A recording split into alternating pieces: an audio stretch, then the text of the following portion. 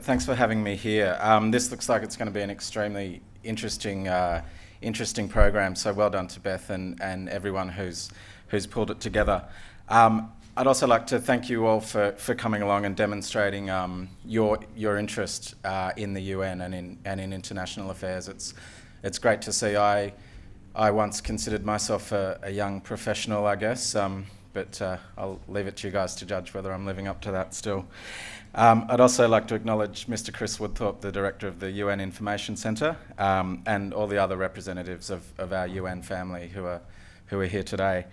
I hope my reflections on the topic that I've been listed to speak about, protecting refugees, local challenges in a global context, can add something to your discussions over the next couple of days. Refugee and asylum seeker issues are one that, as you know, have been bubbling away in Australian media and political debate over the last 10 years, and often, as we're seeing now and in recent times, bubbling over in that debate and becoming, if not the dominant issue, then one of the dominant issues. Most people with an interest in this topic will remember or will have read about the Tampa incident in 2001. That was when the government refused to give permission for a Norwegian freighter to dock the 483 mostly Afghan asylum seekers that it had rescued at sea. After a standoff, those asylum seekers were eventually transferred to Nauru and became the first people caught up in what became known as the Pacific Solution. It was also arguably the moment when the discourse on asylum seekers in this country shifted and took on some of the negative tones that I think are still with us today. And it can be argued that the elements of suspicion and fear that surrounded that incident still do influence the debate in this country. And indeed, it's suspicion and fear around refugees and asylum seekers actually influences debate in a lot of countries and regions around the world. So it's in this sort of context that we at UNHCR, not only here in Australia or in our region or around the world, try to uphold our mandate to protect the 42.5 million forcibly displaced people that there are around the world. Australia's isolated geographic location and ocean borders can make it easy for us to lose sight of this global scope of the refugee problem and just focus on the problems that we see on our doorstep. As Debbie will know, the image of an overcrowded asylum seeker boat being pulled up at Christmas Island is an irresistible one for the nightly news and for the front page of the newspaper. Now, most years, more asylum seekers actually walk through the entrance halls of our international airports than arrive by boat, but you don't see them on the nightly news. You also don't see the around about 60,000 visa overstayers who are illegally in this country at any given time. And as a public information officer for UNHCR and someone who tries to raise awareness of the global scope of these issues, it's also very rare that you see ongoing media coverage of our larger operations around the world once that initial rush of interest in a new conflict or a new displacement event has passed. Because in the last 2 years there have been an unprecedented number of crises to which we're responding around the world. In 2011, 800,000 people were newly displaced, were forced to leave their homes. That's an average of 2,000 people a day, and that's the highest number in the past decade. This year the number's already reached 700,000, and this is due to instability in places like Mali, Sudan, South Sudan, the DRC, the Democratic Republic of Congo, and Syria. These complex conflict and displacement situations really do test our ability to stretch our already limited resources. So to give an example, the refugee crisis that's emerged from the conflict in Syria, which has already been touched on today, requires almost $490 million to provide adequate funds for life-saving protection activities. So far, members of the Australian public, through our good friends at our National Fundraising Association, Australia for UNHCR, have directly donated more than 100,000 Australian dollars for this response. The Australian government has contributed 6 million Australian dollars as part of the Syria Regional Response Plan. So these are contributions that provide crucial support for civilians inside Syria, for Syrian refugees hosted in neighbouring countries, as well as for refugees from other countries who were previously hosted in Syria and who have now been displaced again, sometimes back to their home country. So it's a very complex displacement scenario.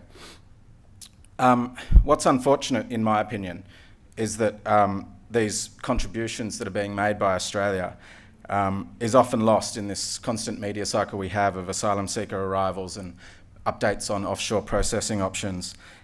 Because Australians are a generous people, Australia for UNHCR raises more than $17 million a year, and that's mostly from individual punters, individual members of the public sticking their hand in their pocket for a regular donation each month. Meanwhile, the Australian government provides more than 50 million Australian dollars through its aid program to UNHCR. So I think if we're going to maintain this financial, which is important, but more important is, I think, the moral support that this shows for refugees and UNHCR. We do need to try and find a more positive way in which to discuss our own refugee and asylum issues. Because you might think from some of the media and public commentary that most of the world's refugees are either in Australia or on a boat on their way to Australia. The reality is, as you know, it's simply not true. And the majority of the world's refugees, I think 80%, are hosted in developing countries, and they're far from these shores. The most refugees at the end of last year were hosted by Pakistan. They hosted 1.7 million refugees, asylum seekers and internally displaced people. This is compared to the estimate of about 23,000 in Australia. So I think we should take a moment to note that countries with a lot less than we have in terms of their wealth and the human security of their own people are often doing much more than we are. And I don't want this to be read as downplaying the contributions made by Australia and its people, or to say that, you know, a policy discussion around border controls is not an important thing to have, or that border security is not a responsibility of a state. It's just simply to highlight what the geopolitical reality of displacement is, and to put Australia's situation into its proper regional and global context. Because when we don't, I think we're too ready to use these sorts of terms that you hear bandied about: illegal immigrants, boat people, queue jumpers. These sorts of words really do risk us losing sight of the fact that the majority of the people who come to Australia by boat are refugees in need of protection. Over the last 10 years, the recognition rate for asylum seekers who arrive by boat has been between 70 and 97%. And that compares to about 20 to 30% for asylum seekers who arrive by air. So it is a refugee situation that we're dealing with. There has been progress. We see TV programs, many of you might have seen SBS's wonderful show, Go Back Where You Came From, and others, where people are directly challenging this idea that these aren't people, that these are either statistics or people who should be somewhere else. I think too often still the focus, though, is still on how people arrived and indeed how to stop people arriving, rather than a consideration of the circumstances in their home country that force them to flee, or their protection needs, indeed, once they arrive. As Richard Toll, our regional representative, who brings his greetings today, recently pointed out, the higher number of people taking dangerous and exploitative sea journeys is a symptom of the grave human insecurity that refugees face at home and the risks they're compelled to take to find safeties for their family. It's no coincidence that most of the people arriving by boat to Australia come from places like Afghanistan, Iraq, Pakistan, Iran, Sri Lanka. Something these places have all got in common is that they're currently suffering, or they're recently emerging from long periods of serious human insecurity. The types of caseloads we see coming to Australia are broadly consistent with the global trends, which is obviously that refugees are originating from some of the most unstable places in the world. Lately, we've seen the commentary in Australia shift towards trying not to blame the refugee but blame the people smuggler. And we agree that people smugglers who put vulnerable people onto unseaworthy boats just to turn a buck are unscrupulous and amoral. But we think that the urge to find someone to blame, while that's understandable, doesn't actually get to the root of the problem, which is we need to find ways to help people safely reach the refuge that they need. Because people often have no other option than to put their lives in the hands of an unscrupulous people smuggler and the people smuggling networks. And to combat these networks, we've got to improve protection opportunities and burden sharing in this region and around the world to provide some safe alternatives. Resettlement is one way. Australia is one of the 25 countries that currently has a resettlement program, and last year it resettled 5,636 refugees, and this is within a broader humanitarian intake of almost 14,000. And Australia is increasing its humanitarian program to 20,000 places per annum, and that's a very welcome show of support for refugees and other displaced people around the world. But while Australia and other countries are providing crucial support, and for an individual refugee it is a life-saving, often, hand to bring someone in through the resettlement program, the reality is that there are always going to be far more refugees than there are resettlement places around the world. Resettlement can never be, and it shouldn't be, the preferred solution for all refugees. And people who think that a state can meet its obligations under the Refugee Convention through a resettlement program alone are actually misunderstanding the nature of the convention. The obligation under the Refugee Convention is to protect people who arrive at your border unannounced. It's the principle of non-refoulement, not to send them home.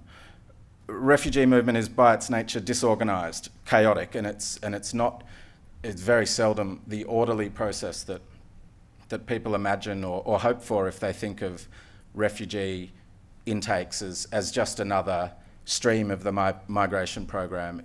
In reality, it's actually a completely different thing.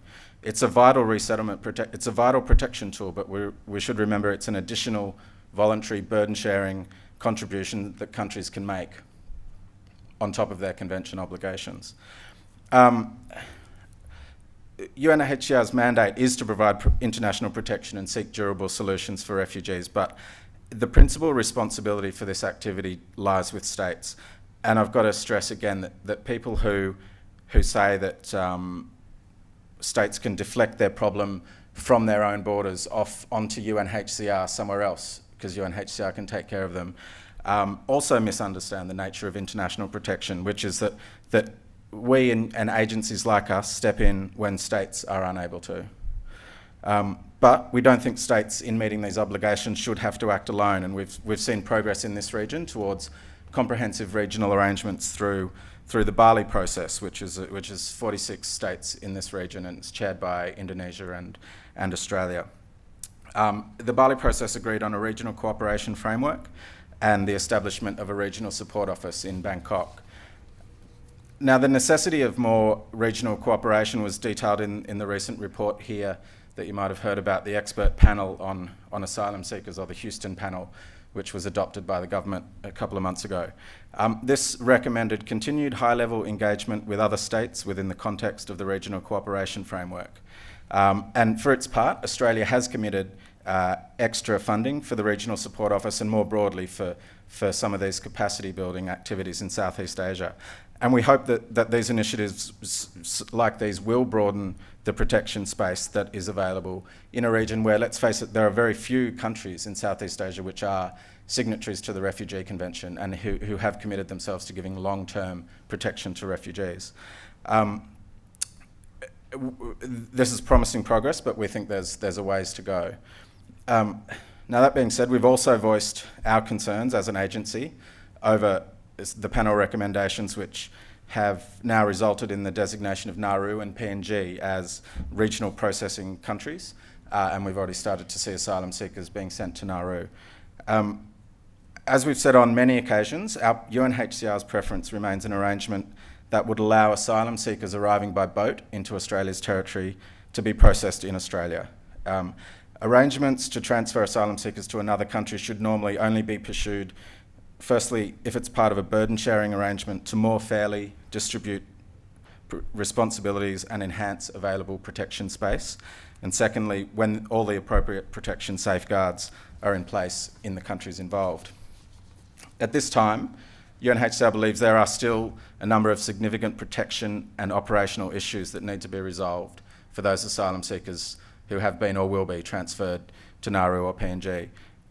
No one state can bear the refugee hosting burden alone, but we need to ensure that any of these kinds of agreements between states are genuine attempts at burden sharing, that raise the level of protection in the region and not reduce it in one particular area with the sole aim of deterrence. UNHCR believes that genuine regional cooperative approaches in the region which build on and complement effective national asylum procedures and promote responsibility sharing can lead to asylum seekers and refugees being able to find some sort of viable protection option other than through a dangerous sea journey. So just finally, I've never, on a personal level, had to make any sort of choice that a refugee or asylum seeker has had to make, and in reality, neither of most Australians. In my opinion, it's time we move past this sort of queue jumper rhetoric and had a more mature debate that frames the issues within the global and regional context to which they're actually inextricably linked. If we continue with the current conversation, we do risk undermining the contributions, the very generous contributions that Australia and its people make and have made over 60 years or more to improving the lives of countless refugees. Through increased cooperation and through an intelligent discourse, maybe we can find some solutions that place humanitarian action and compassion at the centre of these responses. Undoubtedly, I think it's in Australia's interest to be an active, informed participant in this process. And I hope that all of you here in this room will be as well. Thank you.